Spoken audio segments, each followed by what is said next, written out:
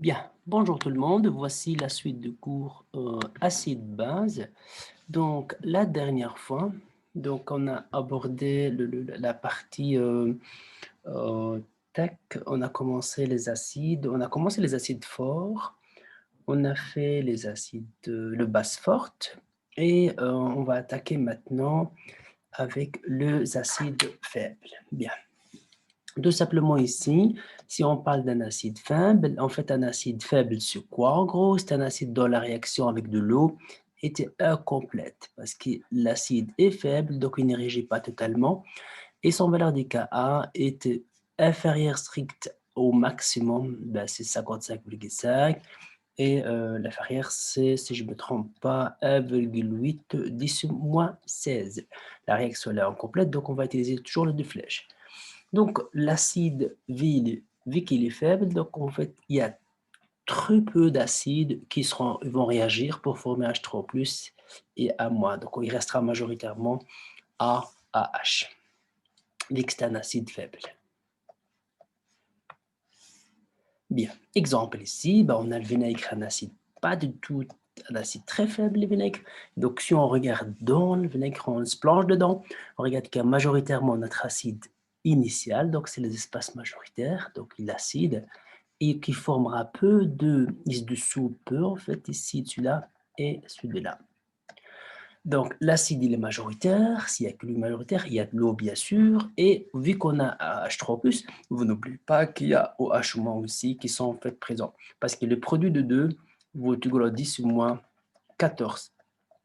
Donc, si on est dans un cas où une solution est neutre, ben c'est 10-7, 10-7. Ici, la quantité est très faible, l'autre est faible aussi. On est à l'échelle de 10-6, 10-5, 10-7, ça reste quand même très faible. Okay?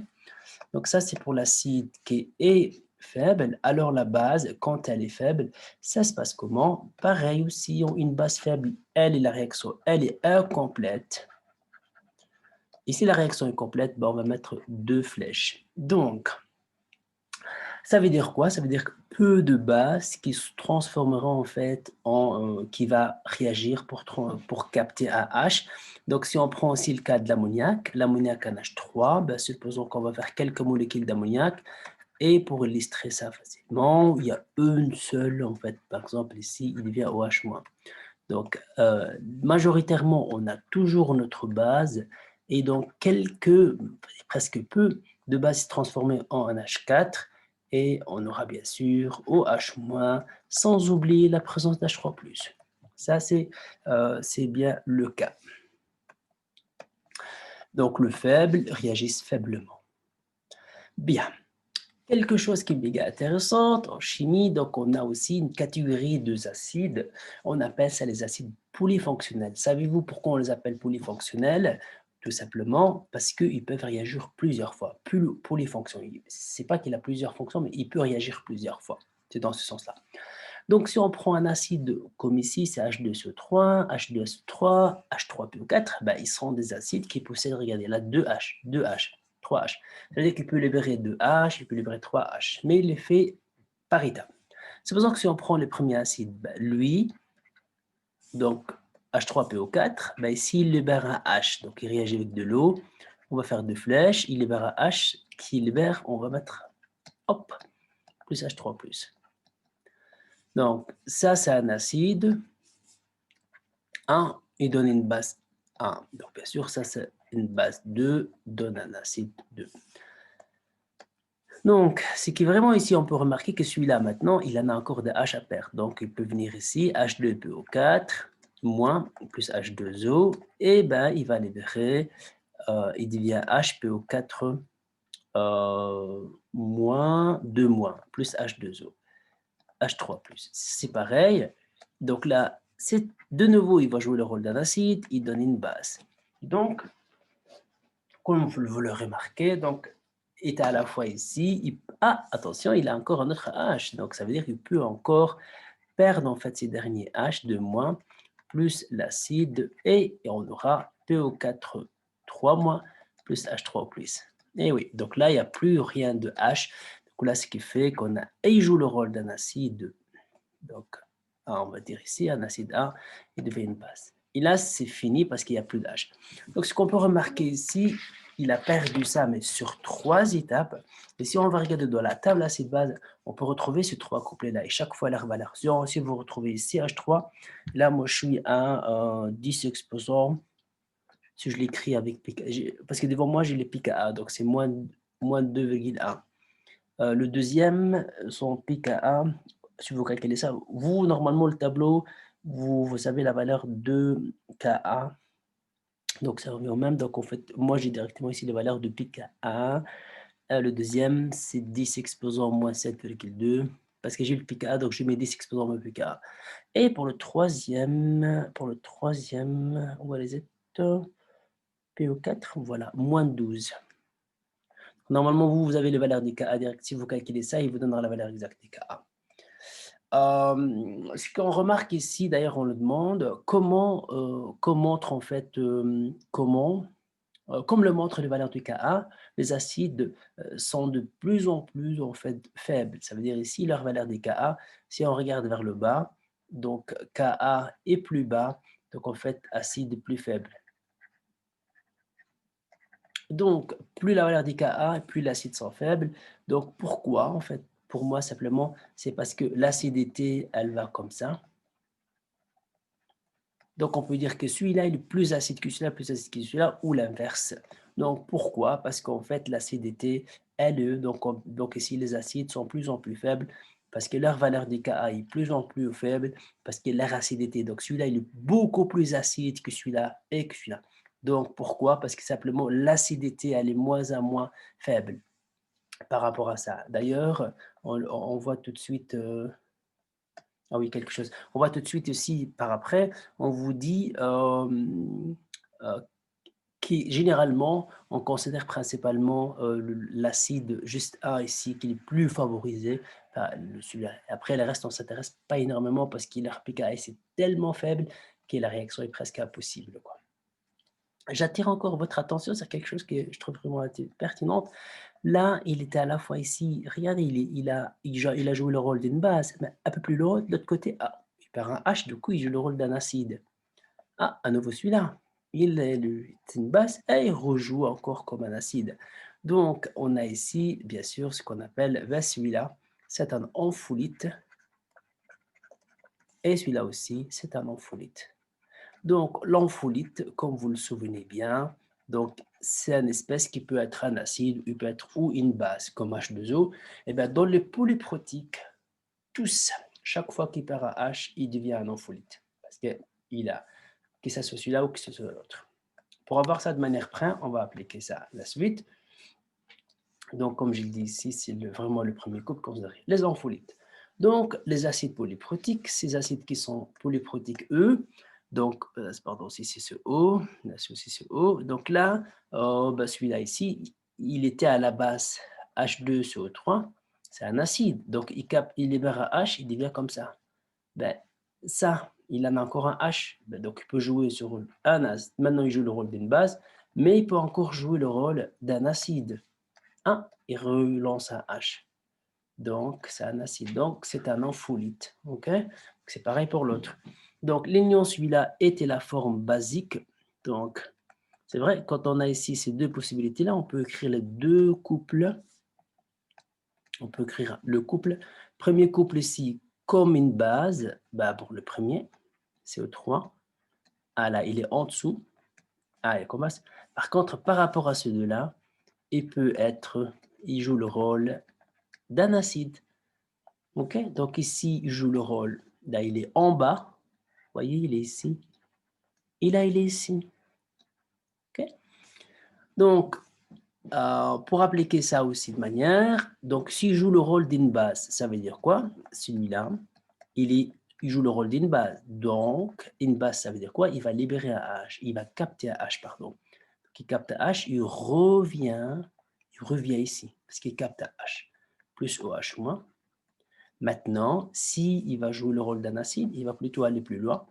Donc, HCO3- plus H2O donne CO3 2- plus H3+.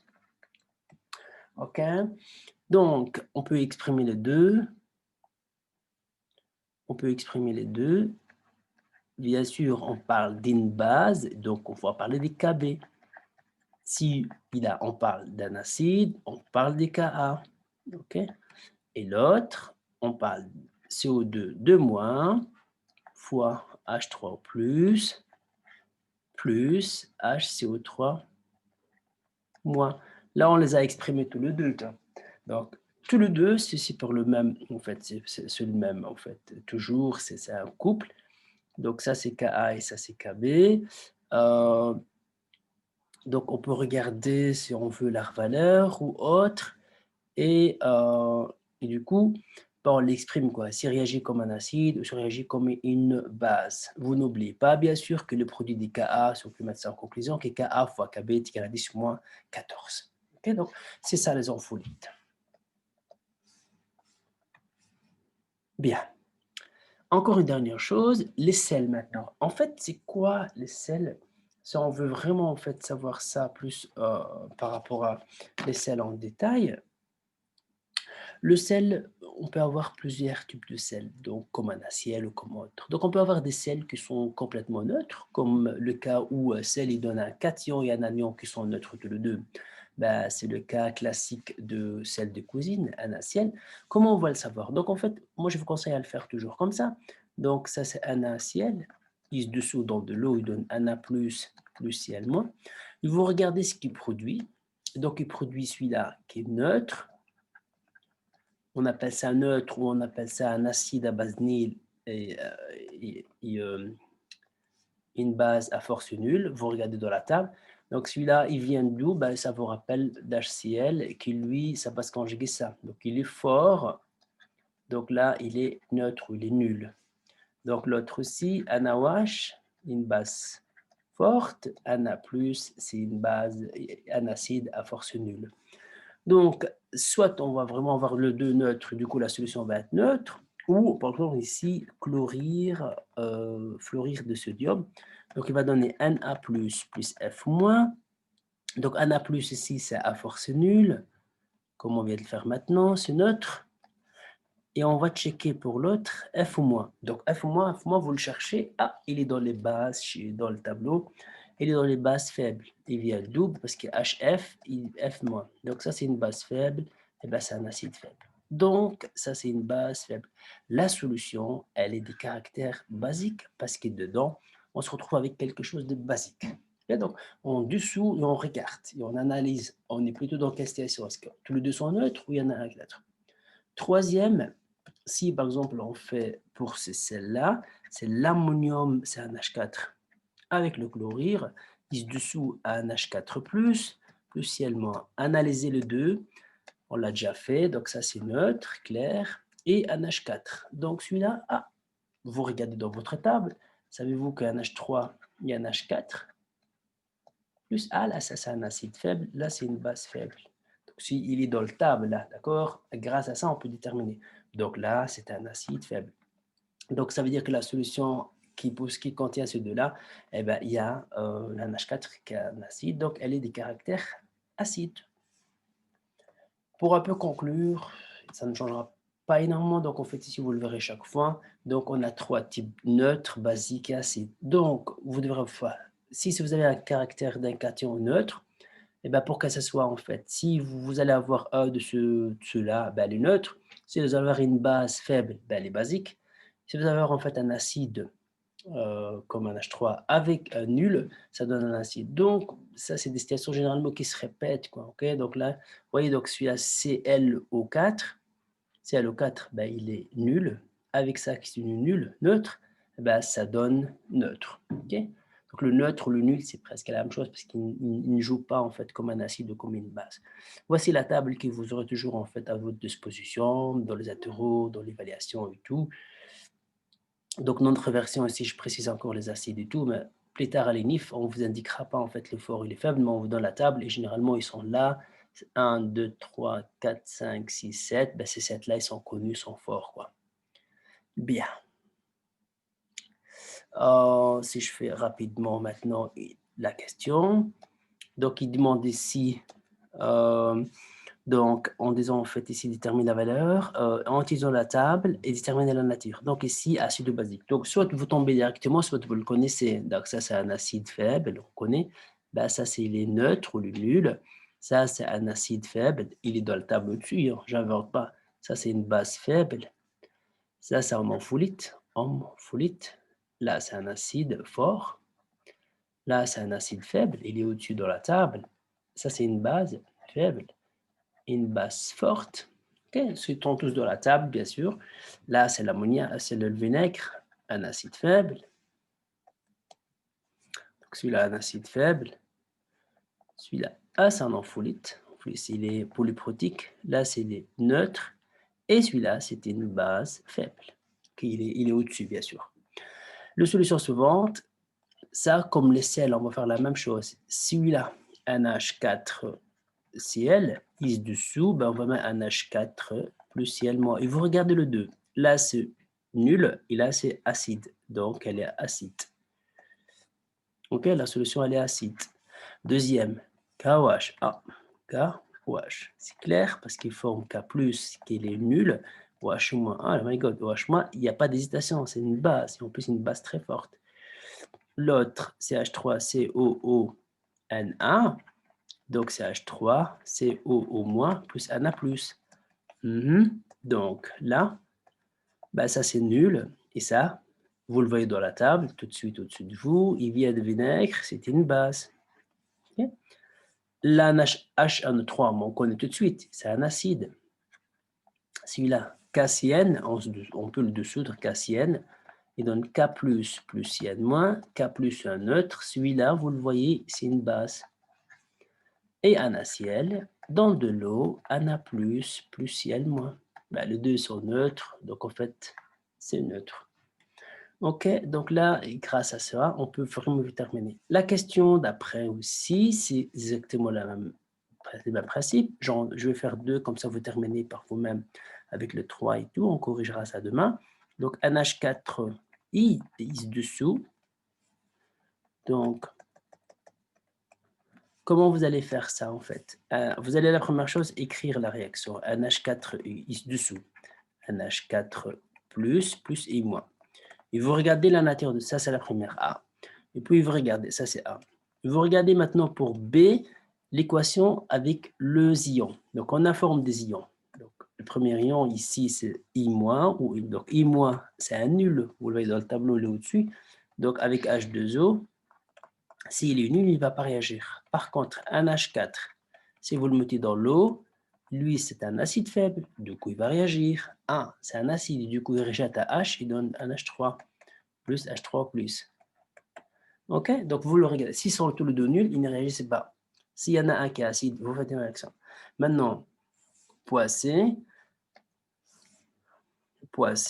la nature de solution. En fait, la solution au final, c'est exactement comme la question B de la question 1. Vous regardez, on a ici un nul et on a ici un acide. Du coup, la solution elle a des caractères acides.